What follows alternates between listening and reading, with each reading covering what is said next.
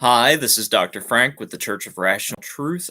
Today, first, we're going to talk a little bit about the voting for the passive income from the endowment that's from last month.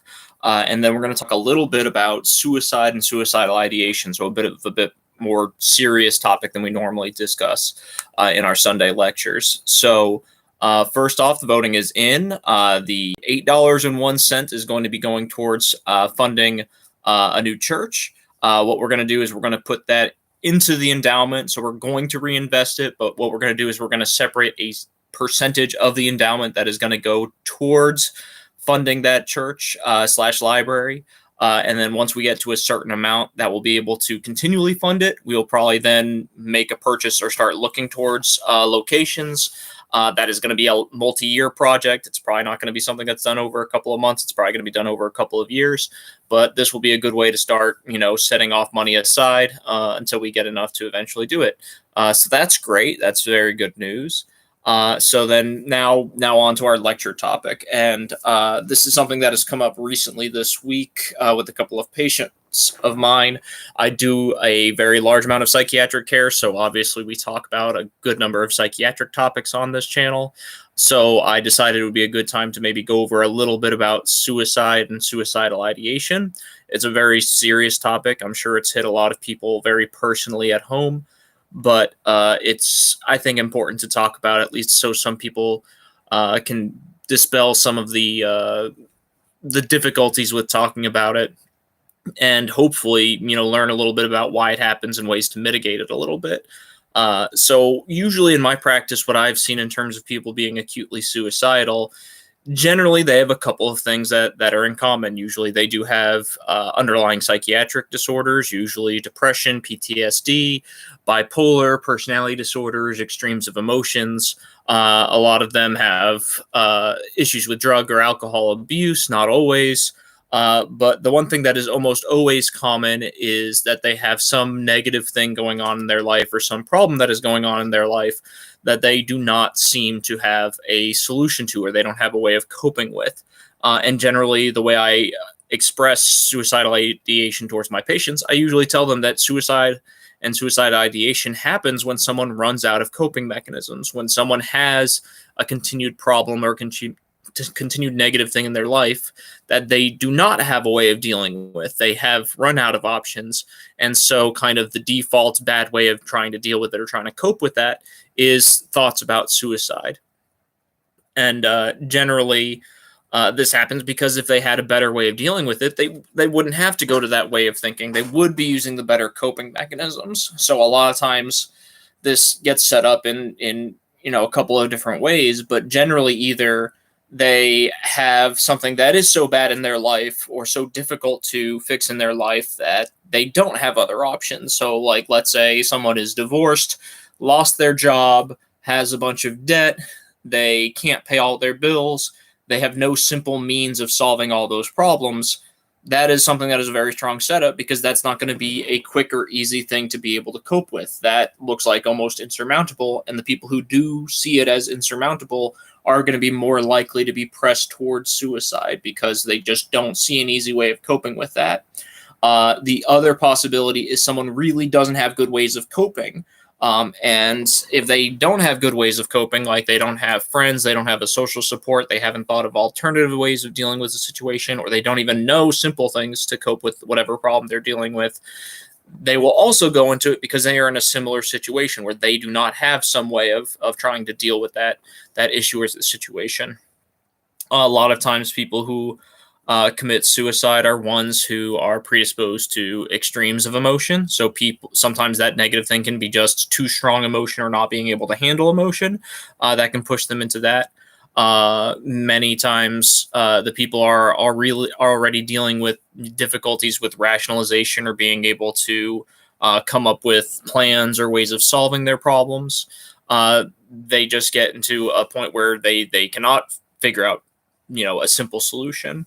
Many times people who actually do commit suicide, rarely it is something that's well thought out beforehand, but that's usually someone who is long-term dealing with depression or other psychiatric issues. Many times you see it, especially in the United States, it is a short, decision. It is an irrational decision where someone is in a brief period not making the right decisions or not really thinking long term about their issues, and it becomes a spur of the moment decision because of how often handguns are easily accessible in the United States. Sometimes that bad decision can only need to take a minute or two before they actually can decide and go ahead with a plan to killing themselves. Um, there's a lot of things you can do if someone is suicidal or you are suicidal. And really, the biggest thing is having a plan and seeking help. If someone is acutely suicidal and they're serious or at risk for actually fulfilling a plan or doing something to hurt themselves, they should call 911 immediately, get immediate medical help as soon as they can, get to some place that is safe. Because many times they just need to get out of that temporary mindset. They need to be in a place where they are controlled and someone is watching them.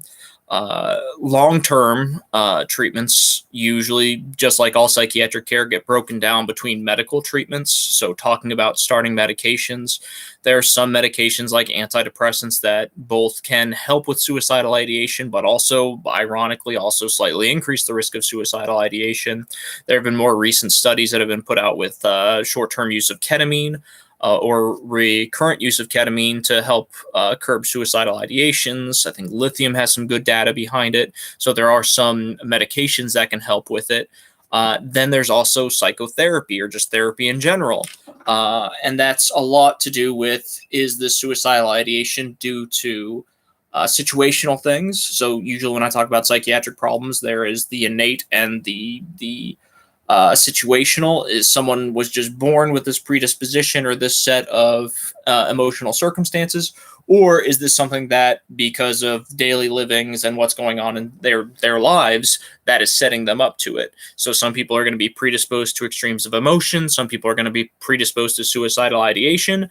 Those are the people who are just going to be born at a higher risk versus the person who is kind of put into that situation, that all these things are going on in their life, and therefore they are feeling suicidal. Now, what you do with each person is very individually based. Some people you're going to be more aggressive with medications. Some people you're going to be more aggressive with therapy. But I would say generally most people do well with a combination of both. So you have to kind of talk about what you can do with medications. Obviously, most medications kind of cover up a lot of the big issues. Some of the medications that are dissociative anesthetics, or ones that are, hallucinogens, I would say, is a big grouping. A lot of those, we hope in the future, if we do more research, we'll be able to actually rewire a lot of the things in the brain to actually get out of those old patterns or create new patterns of thinking. But most of the other medications kind of just make you not feel the bad feelings or not feel the suicidal ideation, which is nice if it's due to your innate predisposition towards depression, anxiety, suicidality. But it's not really great if it's situational, because a lot of times if you're just covering up the situational aspects that are making someone feel suicidal, and then they don't fix those situational things, those things keep going on. So the medications kind of just delay or kind of avoid it for a little bit, but the real issues are still happening. So that's why it's nice to do that combination. You can start, ticking off the boxes of what they can fix in their everyday life, start making safety plans for in case they feel suicidal. How do we unwind the knots of all those things that are causing those negative problems? And that will hopefully get them to more of a long-term benefit. You don't want to ignore that side, because if someone's going through a hard divorce, just got fired, medication isn't going to fix that. You're not going to give someone a medication, then all of a sudden they get a job, they start fixing their relationships. That's not generally something that's going to happen unless it's really that innate predisposition that's causing those things. If it's completely unrelated, you need that therapy side to start working on that person to get them to understand how do they cope and mitigate with those real world issues and find better long-term ways of solving them. And the opposite is also true. If someone has an innate predisposition to depression, anxiety, or suicidal ideation, you can ration with them, you can make plans, but if they're already born with extremes of emotion, difficulty with rational thinking, it's going to be really hard to do therapy on that, and you only use therapy on that because they're kind of having to fight these base intrinsic parts of their brain that are kind of already putting them into this bad situation. Yeah, you can get really good coping mechanisms to deal with that, but it's a lot harder because your brain is always going to be putting you in those situations from the start. So that's why I usually like a two-pronged approach where you both do therapy and do medications. But it should be individualized. Obviously, anybody who is dealing with this, they should be seeking help from a medical provider, either a primary care physician and probably and is probably the best, some sort of therapist, psychiatrist, someone who can do both the medical side and the therapy side. And really, on top of that, having community support, having suicide prevention hotlines, having friends, having good coworkers or someone else who is able to actually be around that person, help that person. And any person who is on the right side is beneficial. So usually it's a good combination of those two. I would say anybody who is dealing with it, please take it seriously. There are many people who do use it as a cry for help, but really you should do the same thing. Try to make sure they do get the support they need, and that you're working on the underlying problems. Usually, the really sad thing about it is the people who are most likely to actually commit suicide are generally the people who don't ask for help. They're usually the people who don't bring it up. They're usually the people who keep it quiet. And the reason that happens is if someone is really truly serious about killing themselves or committing suicide, they're not going to let people know because they are more serious about it. They are actually contemplating it. They actually do want to go ahead with it, versus the people who are usually very loud or usually telling people. They usually don't, or they're less likely. I can't say that they don't. They do sometimes. They are less likely because those are the people who are going to be able to get help. They are the people who are going to go into the hospital to seek treatment. They are going to be the ones to reach out to a friend and hopefully work on their issues, versus the people who don't, are both more motivated and also not able to get the support they need. And that's a lot of times where you see people who have committed suicide. Everyone always says they didn't say anything, we never knew, for many of them. Not always. I'm speaking in generalities, but a lot of times that person is not reaching out, and a lot of times that is kind of what puts them into that position where they are much more likely, because they don't have a mechanism of being able to cope, versus just the person who's willing to reach out. That person can actually get the help they need to prevent them from actually committing suicide. So that's a very base talk. I'm sure we can go more into pharmacology. I'm sure we can go more into therapy. But I would say the big thing is, if someone is suicidal, it should be taken seriously. Steps should be taken. And hopefully this should help people with being able to handle it, understand it, and be able to take steps to prevent it. And really, that is the big thing you can do, is give someone the coping mechanism to be able to deal with whatever negative aspects or problems in their lives that they're currently dealing with.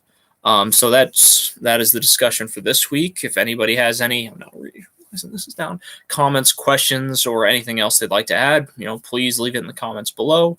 We'll do another lecture next week, hopefully not on something as serious or as grim as suicide, but if there is anything that you all would like to talk about, learn more about, please let us know. We're always about spreading information and trying to add to people's knowledge and our understanding of truth and reality. So thank you very much for stopping by and listening. I hope you have a great rest of your weekend, and good luck to all of you. Bye-bye.